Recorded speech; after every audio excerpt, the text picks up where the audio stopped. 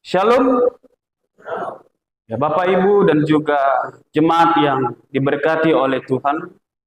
Dalam ibadah minggu hari ini kita akan merenungkan sebuah tema, yaitu menikmati roti dari sorga. Bapak Ibu dan juga saudara yang saat ini diberkati oleh Tuhan Yesus Kristus, saya mau katakan sebuah kalimat yang mungkin Bapak Ibu setuju dengan pendapat saya ini. Makan merupakan salah satu aktivitas penting dalam menjaga keberlangsungan hidup manusia. Saya katakan sekali lagi Bapak Ibu Saudara, makan adalah salah satu aktivitas penting dalam menjaga keberlangsungan hidup manusia. Nah, Bapak Ibu dan juga saudara, ketika melahap makanan, tubuh kita akan mendapatkan asupan gizi, nutrisi, dan zat-zat lainnya yang berguna untuk mempertahankan dan menjaga tubuh kita, serta kita mampu untuk melakukan berbagai aktivitas dalam kehidupan. Tanpa asupan tersebut, tubuh bisa mengalami malnutrisi, kekurangan gizi, bahkan bisa menyebabkan kematian. Nah, jadi di balik pentingnya melahap makanan demi mempertahankan keberlangsungan kehidupan Bapak Ibu Saudara, timbul sebuah pertanyaan yang menyoalkan pendapat tersebut. Apakah hidup kita hanya untuk makan? Ataukah makan untuk bisa hidup? Atau adakah makna lain dari perkataan makna makan tersebut Bapak Ibu Saudara? Nah, jadi pada masa Yesus, dalam bacaan kita ini Bapak Ibu Saudara, sudah 3 minggu berturut-turut kita membahas dengan judul perikop roti hidup. Mulai dari pasal 25 sampai pasal 59 Bapak Ibu Saudara. Nah, jadi Yohanes menaruh perhatian yang sangat penting mengenai roti hidup ini. Jadi pada masa Yesus Bapak Ibu Saudara, roti merupakan makanan pokok karena roti berasal dari sari gandum. Sari gandum yang dikerjakan oleh para petani pada masa itu. Sehingga Yesus sangat memahami bahwa perjuangan para petani gandum dan masyarakat pada masa yang mencari rezeki untuk mempertahankan kehidupan. Sehingga Yesus menggunakan analogi roti ini karena roti sangat-sangat kental bagi pemahaman orang-orang pada masanya, Bapak Ibu Saudara. Sehingga Yesus mau menunjukkan bela rasanya terhadap orang-orang yang lapar pada saat itu, juga menggunakan roti, 5 roti dan juga 2 ikan dalam khotbah-khotbah beberapa minggu lalu. Nah, ternyata Bapak Ibu Saudara, selain orang-orang Yahudi suka memakan roti sebagai makanan pokoknya, mereka juga suka sekali minum anggur Bapak Ibu Saudara. Dan anggur menjadi minuman sehari-hari pada masa itu. Jadi dari wilayah Galilea inilah Bapak Ibu Saudara, kita dapat memahami bahwa bangsa Yahudi menikmati kemakmuran, menikmati kesejahteraan dan pemeliharaan hidup. Mereka hidup karena kelimpahan hasil bumi dan air yang mengalir tiada hentinya di wilayah tersebut. Meskipun wilayah tersebut adalah wilayah yang gersang. Nah, jadi dari situlah dan situasi kehidupan inilah Yesus mau menawarkan kepada mereka bahwa Yesus akan menawarkan roti hidup yang memberikan kesegaran dan kehidupan dan mengungkapkan pemeliharaan Allah yang luar biasa dan mengagumkan bagi mereka. Jadi Yesus tidak menawarkan roti yang dapat binasa, tetapi Yesus menawarkan adalah roti yang tidak binasa, yaitu adalah dirinya sendiri. Nah, dalam bacaan kita ini Bapak Ibu Saudara, Tuhan Yesus Kristus, Dia menyatakan dirinya sebagai roti hidup, Bapak Ibu. Ia sungguh-sungguh adalah roti hidup. Roti yang tidak hanya memberikan kehidupan selama berada di dalam dunia ini, tetapi juga menjadi jaminan akan kehidupan di surga nanti, di rumah Bapa. Nah, jadi Bapak Ibu Saudara, roti hidup yang turun dari surga, yang ditawarkan Yesus kepada kita orang yang percaya kepadanya, ini bukan hanya sebatas untuk memenuhi kelaparan, tetapi juga memenuhi kebutuhan jiwa, yang tidak bisa didapatkan dengan uang, tetapi diperoleh dengan cuma-cuma dan dimakan oleh siapapun. Yaitu pemberian secara gratis, Bapak Ibu Saudara. Secara free. Karena itu tidak akan ada didapatkan di dalam dunia ini. Karena hanya Yesus sendirilah yang menawarkannya kepada kita secara cuma-cuma untuk kita terima, untuk kita makan, untuk kita nikmati roti tersebut. Karena roti itu sendiri adalah Yesus Kristus, Bapak Ibu Saudara. Roti yang turun dari surga. Jadi yang mau dikatakan di sini, Bapak Ibu Saudara, tubuh Kristus yang diberikan kepada setiap orang percaya sebagai jaminan hidup kekal. Jadi melalui dirinya, Tuhan Yesus memberikan daya, bahkan kekuatan, untuk bagaimana Allah memberikan pemeliharaannya bagi kehidupan umatnya. Dan melalui tubuhnya, yang diremukkan di atas salib, yang harus mati menggenaskan, dikuburkan, dan bangkit, itu memberi daya bagi hidup manusia yang percaya dan bagi orang yang menyambutnya. Nah, kenapa begitu panjang Bapak Ibu Saudara dalam Injil Yohanes ini menceritakan, menuliskan, bahkan mengisahkan tentang roti hidup ini, Bapak Ibu? Karena ini berbicara tentang Yesus. Karena ini berbicara tentang pengorbanan Yesus yang memberikan tubuhnya dan juga darahnya bagi orang-orang yang percaya kepadanya. Jadi Yesus menjadikan dirinya sebagai roti hidup, Bapak Ibu Saudara.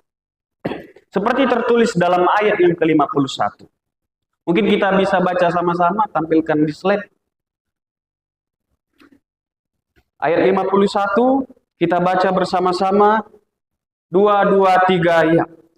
Akulah roti hidup yang telah turun dari surga. Jikalau seorang makan dari roti ini, ia akan hidup selama-lamanya. Dan roti yang kuberikan itu dagingku, yang akan kuberikan untuk hidup dunia. Nah, ini dia Bapak Ibu Saudara. Jadi Yesus mau memberikan hidupnya, tubuhnya, dan darahnya untuk keselamatan kita.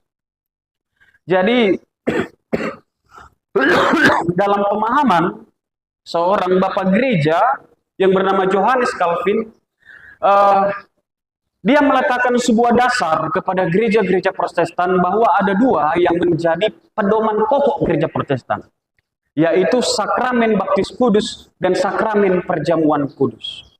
Nah, dalam hal roti hidup ini, kita masuk ke dalam pembahasan tentang sakramen perjamuan kudus. Jadi dalam sakramen perjamuan kudus, Bapak Ibu Saudara, Johannes Calvin meletakkan dasar pemikiran, yaitu substansiasi. Apa itu substansiasi? Itu merupakan pemahaman terhadap perjamuan kudus itu sendiri, yaitu tubuh dan darah Yesus itu adalah tanda dan materai yang telah diberikan kepada kita. Jadi, tubuh dan darah Yesus dalam kita melaksanakan sakramen perjamuan kudus adalah tanda dan materai bahwa Yesus Kristus telah memberikan tubuh dan darahnya untuk keselamatan dunia. Bahkan Bapak Ibu Saudara, dalam pemahaman Gereja Kristen Indonesia Sumatera Utara, roti itu melambangkan tubuh Tuhan Yesus Kristus sendiri yang telah diserahkan untuk keselamatan dunia. Dan anggur itu melambangkan darah Tuhan Yesus Kristus yang telah dicurahkan bagi keselamatan dunia. Ketika Bapak Ibu Saudara mengingat, ketika saya dalam kita melaksanakan sakramen perjamuan kudus, saya katakan, angkatlah roti, makanlah. Saya katakan sambil mengingat bahwa Yesus Kristus telah memberikan tubuhnya untuk diserahkan bagi keselamatan dunia. Baru ketika memegang anggur ataupun seloki, minumlah. Saya juga katakan sambil ingatlah bahwa Yesus Kristus telah mencurahkan darahnya untuk dicurahkan bagi keselamatan dunia. Oleh sebab itu Bapak Ibu Saudara, inilah hal yang terpenting bagi kita, bahwa Yesus Kristus sebagai roti hidup yang turun dari sorga telah memberikan tubuh dan darahnya untuk kita, Bapak Ibu Saudara. Nah, dalam kegiatan program Gereja GKI Sumut, terkhusus GKI Sumut Gunung Sinabung. Dalam pelaksanaan sakramen perjamuan kudus dalam 1 tahun kita melaksanakan 4 kali. Yang pertama itu pada peristiwa Jumat Agung. Yang kedua itu dalam peristiwa pengakuan iman ataupun sidi. Dan yang ketiga itu dalam perjamuan kudus sedunia yang nanti akan kita laksanakan di bulan Oktober. Dan yang terakhir pada tanggal 25 Desember. Hanya 4 kali dalam setahun kita melaksanakan sakramen perjamuan kudus. Maka hari ini kita mau diingatkan Bapak Ibu Saudara, dalam 4 kali setahun ini marilah kita memberikan hati, pikiran kita untuk mengenang kembali, mengingat bahwa Yesus telah memberikan tubuh dan darahnya bagi keselamatan kita, orang-orang yang percaya kepadanya. Maka dengan istilah menikmati roti hidup dari surga Bapak Ibu Saudara, berarti membiarkan Yesus hidup di dalam kita dan kita hidup di dalam Yesus Bapak Ibu Saudara.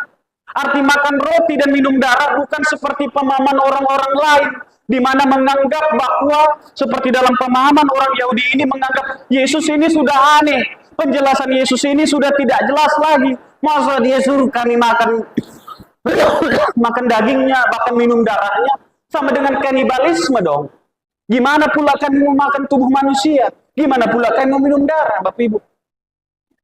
Tetapi Yesus tetap menjelaskan kepada mereka bahwa Yesus mau menjelaskan bukan makan secara betulan memakan dagingnya, bukan secara betulan minum darahnya, tidak.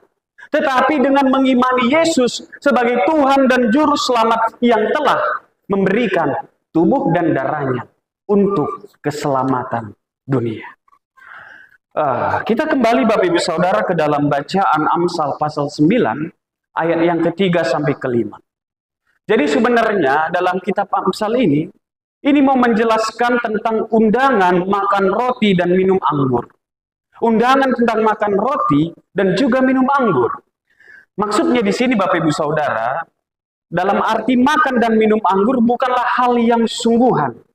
Bukan berarti undangan pesta untuk makan anggur, minum anggur dan makan roti dalam peristiwa ini, tidak. Tetapi di sini adalah undangan untuk makan rohani. Apa artinya pendeta makan rohani? Ini berarti Bapak Ibu Saudara, kitab Amsal mau mengajarkan tentang pengajaran moral dari hikmat yang adalah kehidupan. Jadi undangan yang dikatakan oleh kitab Amsal ini mau menunjukkan kepada orang-orang yang belum berpengalaman dan juga orang yang belum berakal budi Bapak Ibu Saudara. Jadi orang yang belum berpengalaman itu adalah orang yang belum memperoleh pendidikan yang cukup. Maka undangan ini disampaikan agar setiap orang memperoleh pengetahuan, memperoleh kepandaian, memperoleh kecerdasan, baik dalam hal teknis dan praktis, khususnya dalam karakter moralnya. Jadi undangan ini disampaikan oleh Amsal supaya mereka belajar pada hikmat, sehingga mereka menjadi orang-orang yang baik dan berkarakter. Jika ini kita sandingkan ke dalam pemahaman orang-orang Yahudi, Bapak Ibu Saudara, mereka belum mengenal siapa Yesus. Mereka belum mengerti Yesus dalam iman, bahkan belum berhikmat kepada Yesus. Karena mereka masih menganggap kalau kami makan tubuh Yesus, kami adalah kanibalisme, pemakan sesama manusia, Bapak Ibu Saudara. Jadi mereka belum mengenal siapa Yesus, Bapak Ibu. Dan hari ini mau diingatkan kepada kita bahwa Yesus memberikan roti dan juga memberikan anggur, yaitu tubuh dan juga darahnya. Itu sama berarti dengan kita beriman kepadanya. Artinya beriman bagaimana Pak Pendeta? Beriman berarti kita mengimani bahwa kita telah diselamatkan lewat darah dan tubuhnya di atas kayu salib. Itu sebenarnya yang mau Yesus katakan. Jadi Bapak Ibu Saudara, dalam beriman, saya mau katakan ada dua tipe orang beriman. Jadi beriman itu ada orang yang hanya tahu Yesus. Dan juga ada yang beriman yang benar adalah mengenal siapa Yesus dalam kehidupannya. Jadi mari kita telisik, kita lihat ke dalam hidup. Apakah kita adalah orang yang beriman dengan tahu Yesus, oh tahu kok. Yesus sudah korbankan tubuhnya, Yesus sudah curahkan darahnya. Ya jadi, ya sudah, tahu kok. Tetapi yang paling benar Bapak Ibu Saudara adalah pemahaman yang kedua, yaitu beriman dengan benar-benar mengenal Yesus. Kalau kita sudah benar-benar mengenal Yesus, maka kita tidak akan mensepelekan tubuhnya yang telah diberikan kepada kita. Tidak, kita tidak akan memandang sepele darahnya yang telah dicurahkan bagi kita. Maka dengan cara tidak memandang sepele, kita akan hidup di dalam pertobatan Bapak Ibu Saudara. Jadi kalau kita sudah hidup di dalam pertobatan, maka kita akan menunjukkan sikap untuk saling mengasihi. Dan kita sudah menunjukkan sikap saling mengasihi, maka kita akan hidup di dalam berpengharapan kepada Tuhan. Apa pengharapan kita Bapak Ibu Saudara?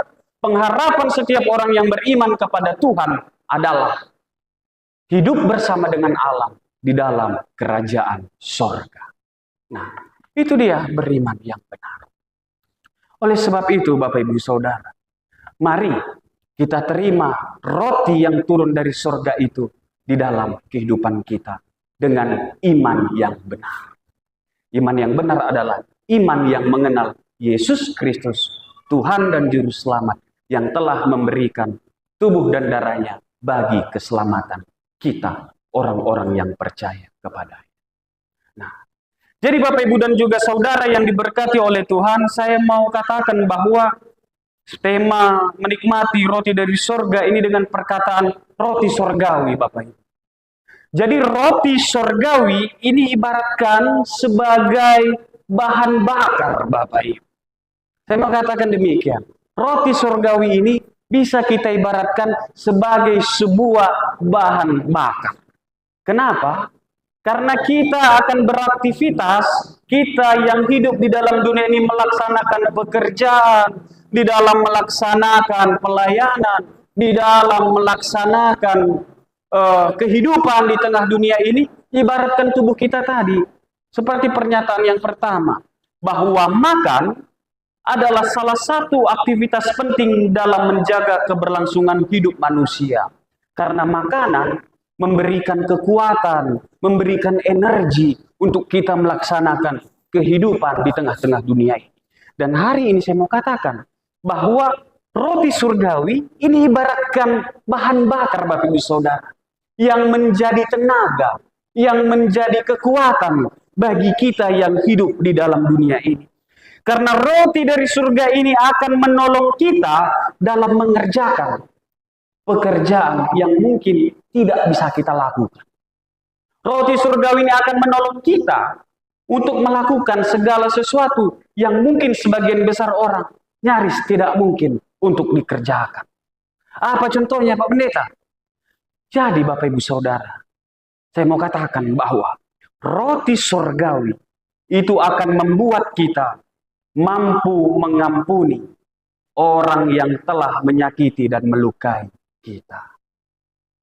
Roti surgawi itu akan menolong kita untuk mengasihi orang-orang yang dipandang oleh dunia ini tidak layak untuk dikasihi.